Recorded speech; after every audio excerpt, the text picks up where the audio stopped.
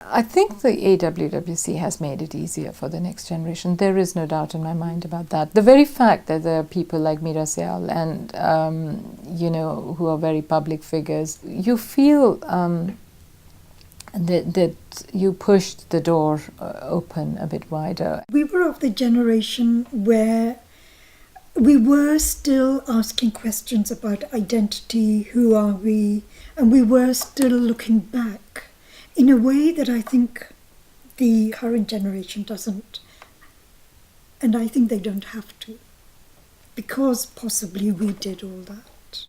We'd spent 10, 20, 30 years sorting out the bread and butter issues, settling down, looking for housing, you know what I mean? All the things that happen with new migrant communities. And then you begin to think, well, how do I reflect back on our lives here? And then begins the kind of flourishing through art and music and writing. Also, we came from a generation where our parents had very traditional expectations of us.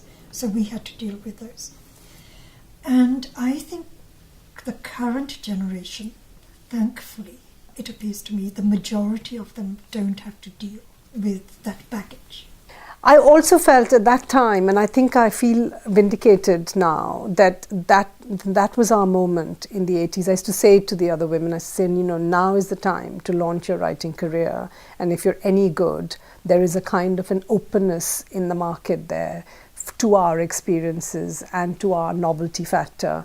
And if we make it now, then we would make it as writers. We had a good time in terms of getting that support. I think the price of it was quite heavy. You had to wear your ethnicity like an albatross round your neck. There was still a sense of this needs to be recorded, their work needs to be published.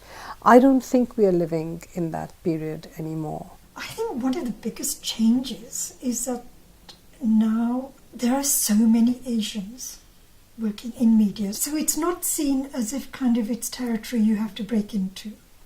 I do feel that when we were starting out, there was that idea that it's very hard to kind of go through those glass doors.